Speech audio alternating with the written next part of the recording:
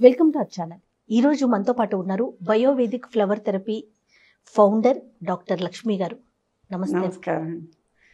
అమ్మ, చాలా మందికి వయసుతో సంబంధం లేకుండా మోకాళ్ళ నొప్పులు, జాయింట్ పెయిన్స్ ఎక్కువగా వింటున్నాం. వీటికి రకరకాల కన్ఫ్యూజన్స్ అన్నమాట. ఆహార విషయాల్లో కావచ్చు, లేకుంటే మన డైలీ లైఫ్ మోడిఫికేషన్స్ కావచ్చు. వీటన్నింటి గురించి ఈరోజు మాట్లాడుకుందామమ్మా. అసలు మోకాళ్ళ నొప్పులు ఎందుకు వస్తున్నాయి? రీజన్ ఏంటి? మెయిన్ రీజన్ అంటే మోకాళ్ళ నొప్పుల్ని వాతం అంటారండి. ఆమ్లవాతము, కీళ్ళ వాతము, వాటిని ఆయుర్వేదంలో కానీ ముందు కానీ వాతం పేరుతో పిలుస్తారు. వాతం అంటే విండ్. మన శరీరంలో అరగకుండా మిగిలిపోయిన పదార్థాలు, మన శరీరం ఉపయోగించుకోలేని పదార్థాలు ఆమంని తయారు చేస్తాయి. ఆమ అంటే యాసిడ్స్ తయారు చేస్తాయి. ఆ యాసిడ్స్ జాయింట్లో ప్రతి రక్తంతో పాటు ప్రతి జాయింట్కి వెళ్ళిన తర్వాత ఆ జాయింట్లో ఉండే కార్టిలేజ్ అంటే ఆయిల్ లాంటిది, కందం లాంటిది మూమెంట్కి ఉంటుంది ఒకటి. దాన్ని డ్రై చేస్తుంది. మీరు ఇప్పుడు మామూలు యాసిడ్ని ఆయిల్లో వేస్తే అది గట్టిగా అయిపోతుంది.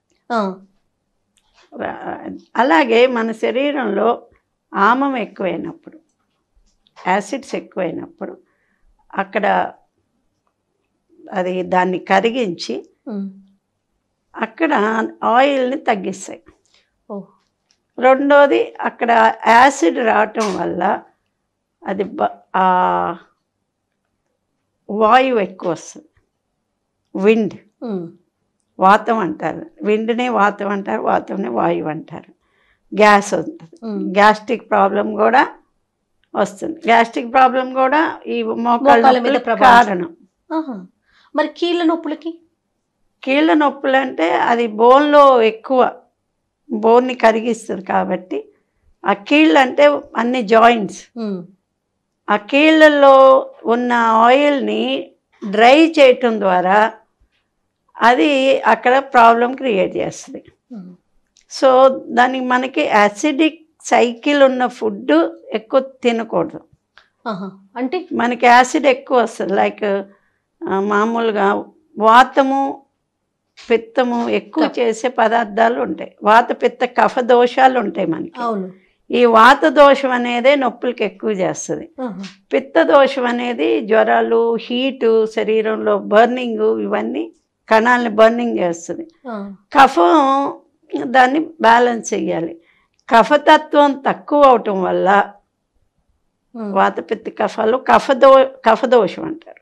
కఫతత్వం తక్కువ అంటే వాటర్, బాడీలో వాటర్ సాల్యుబిలిటీ తగ్గినప్పుడు అది బర్న్ అవుతుంది. బర్న్ అయ్యి మనకి సైకిల్, యాసిడ్ సైకిల్, వాతం వచ్చి ఆమం వచ్చి దాన్ని వేడయి అక్కడ శరీరం అంటే పని చేయకుండా గట్టిగా అయిపోయి బిగుసుకుంటుంది. సో ఇది కారణం. మన వాతపిత్త కఫ దోషాల్లో వాటర్ తక్కువై, యాసిడ్ ఎక్కువై, విండ్ ఎక్కువైనప్పుడు ఈ మూడిట్లో ఏంటంటే దానికి వాటరు డ్రై అవటం కారణం. ఫస్ట్ వాటరు మన శరీరంలో సరిపడినంత లేకపోవటం. అంటే ఇంటేక్ తక్కువ అవటం? ఇంటేక్ తక్కువ కాదండి, మన బాడీ ప్రొడ్యూస్ చేసే లిక్విడ్స్ తక్కువ అవటం. ఇప్పుడు బాడీ వాటర్తోనే కాదు, మనకి ఆకలి అదేంటే ఏదైనా మంచి వాసన వచ్చినా, మంచి ఇది వచ్చినా ఇక్కడ సిక్రీషన్ వస్తుంది. అది వాటర్ అంటే బాడీ మెయింటైన్ చేసుకునే తత్వం. వాటర్ వేరు, వాటర్ తత్వం వేరు శరీరానికి. అలాగే మీకు కళ్ళు వేడ్చినప్పుడు కంట్లో నీరు వస్తుంది. అదంతా బాడీలో ఉండే వాటర్. కణాల్లో నీరు, గాలి ఇవన్నీ ఉంటాయి, పంచభూత తత్వాలు ఉంటాయి. ఆ తత్వాల్లో వాటర్ తక్కువ తత్వం అయినప్పుడు ఫుడ్ని డైల్యూట్ చేసుకోలేదు. ఇప్పుడు మనం సరిపడినన్ని నీళ్ళు పోకపోతే అన్నం ఉడకదు, అంతే కదా. అవును, అది మాడుతుంది కూడా ఎక్కువ. అలాగే మన శరీరంలో కణాల్లో సరిపడినంత వాత అంటే కఫతత్వం లేకపోతే ముందు పెయిన్స్ వస్తాయి, జాయింట్ మరి పెయిన్స్. ఇంతకు ముందు చూసుకుంటే చాలా కొంచెం ఒక వయసు పైబడిన వారికి ఎక్కువగా ఇలాంటి పెయిన్స్ వచ్చేవి. ఇప్పుడు ఆ పరిస్థితి లేదు. చిన్న పెద్ద అన్న తేడా లేకుండా ప్రతి ఒక్కరూ కూడా మోకాళ్ళ నొప్పులని, జాయింట్ పెయిన్స్ అని అంటున్నారు. అవును. దీనికి మనం ఏమనుకోవాలి రీజను ఒకప్పుడు వాళ్ళు దీనికి reason alkaloid acetic food cycle. మనకి ఇక్కడ వేడి ఎక్కువ ఉన్నప్పుడు మన వాళ్ళు ఆల్కలైడ్ ఫుడ్ ఎక్కువ తీసుకునేవాళ్ళు. ఇక్కడ ప్రొడ్యూస్ అయితే కూడా ఆల్కలైడ్ ఉండే, అలాగే బీరకాయలు, పొట్లకాయలు, దోసకాయ, దొండకాయ, అనపకాయ, చిక్కుకాయ, వాటరీ బాడీ ఉండే పదార్థాలు ఎక్కువ తినేవాళ్ళు. ఇప్పుడేంటి క్యాబేజీ, కాలీఫ్లవరు, అది ఆలు, టమాటో, ఇవి యాసిడ్ సైకిల్ ఎక్కువ ఉంటాయి, అవి డ్రైనెస్ ఎక్కువ ఉంటాయి వాటికి. అవి తినటం వల్ల వాటర్ కంటెంట్ తగ్గుతుంది, హీట్ ఎక్కువ ఉంటుంది. హీట్ ఎక్కువైనప్పుడు వాటర్ని చాలా అబ్జర్వ్ డ్రై చేస్తుంటుంది. సో మన తత్వాన్ని బట్టి మారుతుంటుంది. అప్పటి కాలంలో సింపుల్గా తినేవాళ్ళు, రైసు ఇవన్నీ ఎక్కువ తినేవాళ్ళు, కూరగాయలు అవి. దాంతో వాళ్ళకి ఎక్కువ తొందరగా కఫతత్వం తగ్గేది కాదు. ఇప్పుడు కఫతత్వం తగ్గి యాసిడ్ తత్వం ఎక్కువయ్యి తినే ఆహారంలో ఇప్పుడు గోధుమ, పాలు ఇవన్నీ కూడా ఎక్కువ వాతాన్ని ఇస్తాయి. ఇప్పుడు పిజ్జాలేంటి, బర్గర్లేంటి, ఇవేంటి అవేంటి, ఆ వాటర్ కంటెంట్ మధ్యలో ఉండే లిక్విడ్ కంటెంట్ ఆఫ్ బాడీ సెల్ని తగ్గించేస్తాయి. సో దానివల్ల ఇప్పుడు ఒకప్పుడు డ్రై అయ్యేది శరీరం, ఏజ్ని బట్టి జుట్టు, శరీరము, దాంట్లో వాటర్ తత్వం తగ్గి ఎండిపోవటం కానీ ఇలాగుండేది. అప్పుడు కీళ్ళ నొప్పులు వచ్చాయి, ఏది 60-70 తర్వాత. ఇప్పుడు అలా కాదు. అప్పుడు ఫుడ్లో మార్పు వల్ల చిన్నవాళ్ళకి పెద్దవాళ్ళకి కూడా మార్పులు తేడా లేకుండా వస్తున్నాయి. మరి ఎలాంటి జాగ్రత్తలు తీసుకోవాలి? రెండోది ఎక్సర్సైజ్. మీరు అన్నట్టు ఎక్సర్సైజ్ అనేసరికి గుర్తొస్తుంది. ఇప్పుడు కొంతమంది ఏం చెప్తారు, మోకాళ్ళ పెయిన్స్ అనగానే ఎక్కువసేపు వాకింగ్ చేయొద్దు, ఎందుకంటే మోకాలు తొందరగా అరిగిపోవటానికి అవకాశం ఉంటుందంటారు. కొంతమంది స్టెప్సే యూస్ చేయండి, మెట్లు మాత్రమే ఎక్కండి, లిఫ్ట్ వాడొద్దు అని. మరికొంతమంది ఏమో కాదు లిఫ్టే వాడాలి, మోకాళ్ళు అరిగిపోతాయి అనేసి. అసలు ఈ ఇన్ని కన్ఫ్యూజన్స్ ఉన్నాయి కదా. నిజంగా మోకాళ్ళ నొప్పులు ఉన్నవారు ఎలా వాడాలి? మన డైలీ రొటీన్ లైఫ్ని మనం ఎలా లీడ్ చేయాలంటారు? మోకాళ్ళ నొప్పులు ఇంకొక కారణం మన మజిల్ స్పిండిల్ అంటారు. నేను ఈ మధ్య రీసెర్చ్లో ఒక మెడిసిన్ తయారు చేశాను. చెవులో ఆ మెడిసిన్ వేస్తే మోకాళ్ళు దగ్గరకైంది. ఎందుకంటే చెవులో ఉండే వెస్కుబులర్ న్యూక్లియస్ అనేది ఈ మజిల్ స్పిండిల్స్ని కంట్రోల్ చేస్తుంది. ఐ మూమెంట్ని కానీ బాడీలో కాళ్ళల్లో ఉండే మజిల్ స్పిండిల్ మూమెంట్ని వెస్కుబులర్ న్యూక్లియస్ అనేదే కంట్రోల్ చేస్తుంది.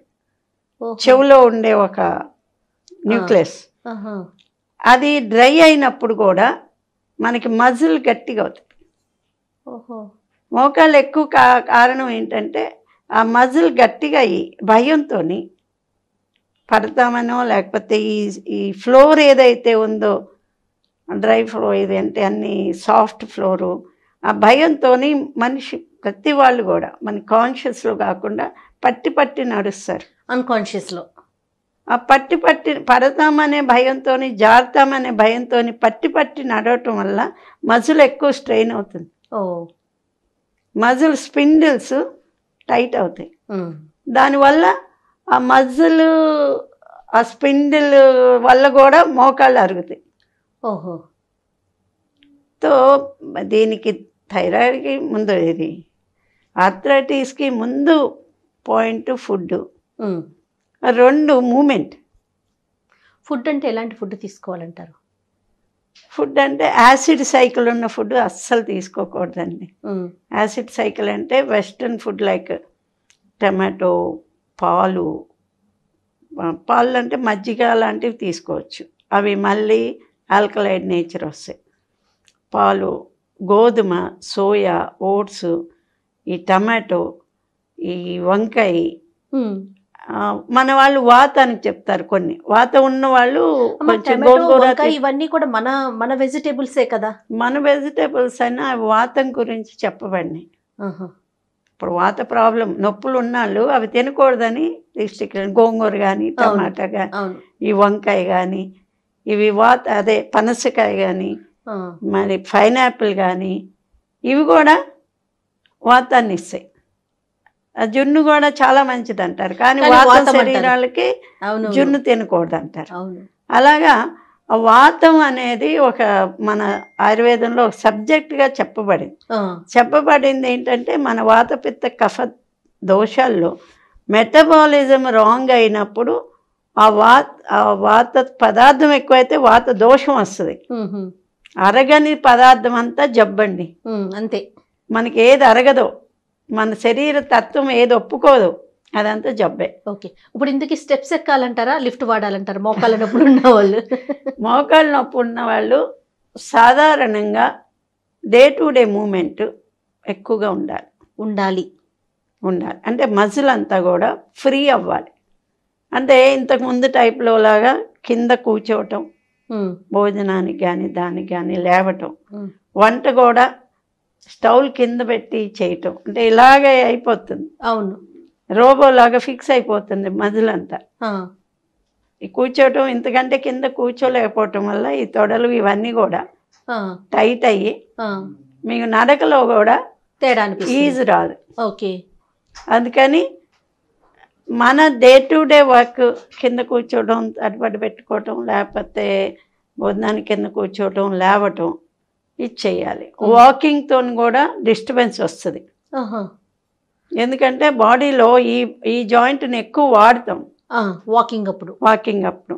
అయితే ఎలాంటి వాకింగ్ చేయకుండా ఎక్సర్సైజ్ ఎలా చేయాలి ఇప్పుడు మోడల్లో అంటే యోగాలో పవనముక్తాసనం అని ఉంది.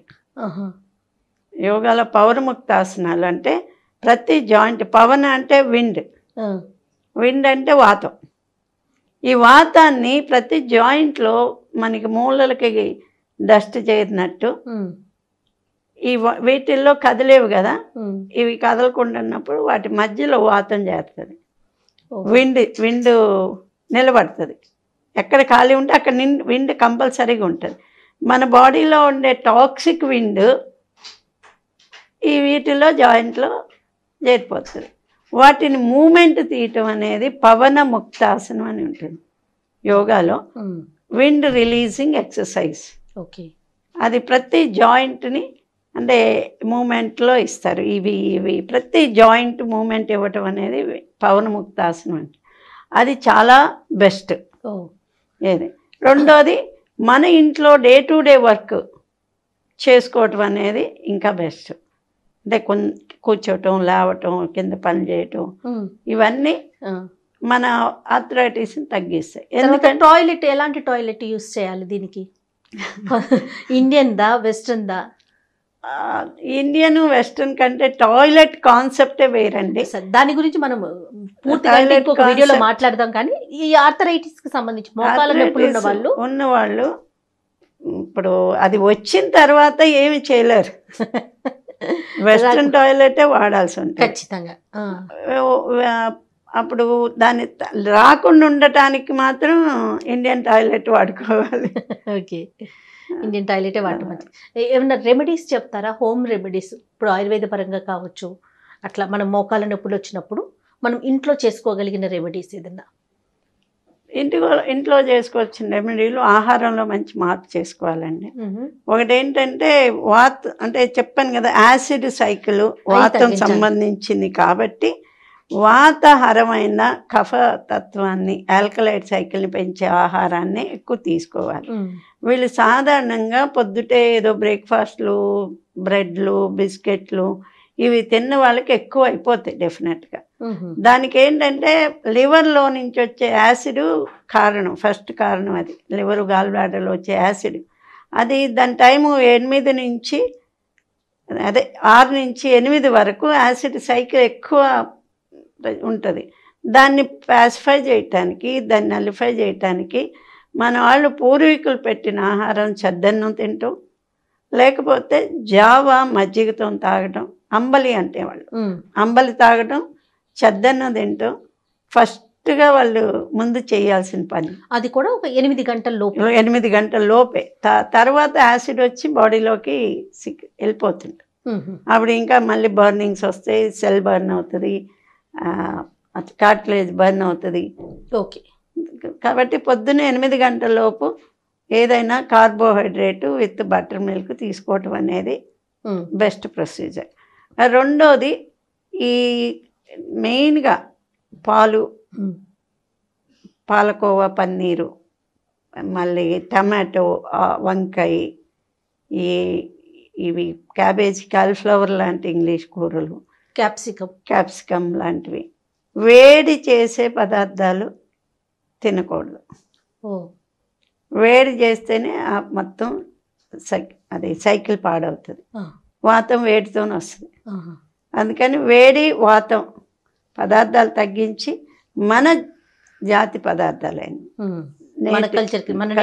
నేటివిటీ అయినవి ఎక్కువ వాటర్ సిక్రీట్ అయ్యే బీరకాయలు, పొట్లకాయ, దోసకాయ, దొండకాయ, ఆనపకాయ, పందిరికి వచ్చే తీగ జాతికి వచ్చే కూరలు, నీరుని ఎక్కువ అబ్జర్వ్ చేసుకునే కూరలు. ఇప్పుడు ఆలు తిన్నాం అనుకోండి, అది ఆయిల్ని ఎక్కువ అబ్జర్వ్ చేసుకుంటుంది, నీటిని కాదు. అలాగే మన దేశవాళీ కూరలు నీటిని అబ్జర్వ్ చేసుకుంటాయి. అలాంటి కూరలు ఎక్కువగా తినాలి. మజ్జిగ ఎక్కువ తీసుకోవాలి. వాతహరం మజ్జిగ. పాలు వాతం, మజ్జిగ వాతహరం, వాతాన్ని ఎరగొట్టేది మజ్జిగ. సో ఇలాంటివి. తర్వాత కొన్ని కషాయాలు కూడా మంచిది. కషాయాలు అంటే డైజెషన్, ఫైర్లో నుంచే యాసిడ్స్ వస్తాయి. ఆ యాసిడ్స్ని అంటే కొంచెం యాక్టివ్ చేసి డైజెషన్ ఇంప్రూవ్ చేసే అంటే కషాయాలు ఎక్కువ తీసుకుంటే బెటర్. ఏంటంటే మన వాళ్ళు సొంటి, వాము, ఇంగువ, తర్వాత ధనియాలు. ఆరోగ్యాన్ని ఎలా ఏ రూపంలో తీసుకోవాలి రోజు ఉదయం? కషాయం అనేది దానికి మీనింగ్ ఏంటంటే హోల్ గ్రెయిన్. ఇప్పుడు ధనియాలు ఉంటే ఇప్పుడు ధనియాలు వేసి దాన్ని మరిగించడమే నీళ్ళలో వేసి కషాయం. ఏదైనా యాజ్ ఇట్ ఈజ్గా ఆకులు కానీ గ్రెయిన్స్ కానీ వేసి మరిగించడం కషాయం అంటారు. 2 గ్లాసులు నీళ్ళు పోస్తే 1 గ్లాస్ వచ్చే వరకు ఉండాలి. లేదు, మామూలుగా 1 గ్లాస్ నీళ్ళు పోసి సగం గ్లాస్ అయ్యేదాకా తాగితే అది పర్వాలేదు. ఇట్లా ఉదయం పరగడుపుని తీసుకోవాలి. పరగడుపుని తీసుకోవచ్చు. సాయంత్రం ఏదైనా ఒక 2 గంటలు ఫుడ్ తీసుకున్న టైం తర్వాత తీసుకోవాలి. సాయంత్రం అయినా తాగొచ్చు, పొద్దునైనా తాగొచ్చు. ఇది తీసుకున్నాక ఒక 2 గంటల వ్యవధి ఉండాలి ఫుడ్ తీసుకోవాలి. ఫుడ్ తీసుకున్న తర్వాత దీనికి ఒక వ్యవధి ఉండాలి, ఒక 2 గంటలు, గంట. అంటే ఫుడ్ కడుపులో ఉంటే 2 గంటలకి ఇది అవుతుంది. అవును. ఆ తర్వాత తీసుకోవాలి. అంటే ఖాళీ ఉండాలి. పొద్దుట తీసుకోవడం బెటర్. ఈ విధమైన కషాయాలు ఏదైనా అంటే చెప్పాను కదా, మన వాళ్ళు మన వంటగదిలో పెట్టారు కొన్ని, సీజనల్గా తీసుకోవటం బెటరు. రెండోది దీనికి మెయిన్ నడుము నొప్పి, మోకాళ్ళ నొప్పి, మెడ నొప్పి, ఈ కీళ్ళవాతం అంటారు. వీటికి మెయిన్గా చాలా ఇంపార్టెంట్ ఏంటంటే బౌల్ క్లీన్ ఉండాలి. మోషన్ ఫ్రీ ఉంటే కానీ ఇవన్నీ ఆ టాక్సిన్స్ వెనక్కి వెళ్ళకుండా ఎప్పుడు తీసేస్తాయి. మోషన్ ఫ్రీ ఉండాలంటే మన ట్రెడిషన్లో వాడినట్టు 3 నెలలకు ఒక్కసారో ఆముదం తాగి, లేకపోతే ఆయుర్వేద మాత్రలు వేసుకొని మోషన్ ఫ్రీ చేసుకోవటం అనేది, ట్రాక్ క్లీన్ చేసుకోవటం అనేది చాలా అవసరం. రైట్ అమ్మా, థ్యాంక్ యూ సో మచ్ అమ్మా. నమస్తే. ఈ వీడియో కనుక మీకు నచ్చినట్లయితే లైక్ చేయండి, షేర్ చేయండి. మరిన్ని వీడియోస్ కోసం మా ఛానల్ని సబ్స్క్రైబ్ చేసుకోండి.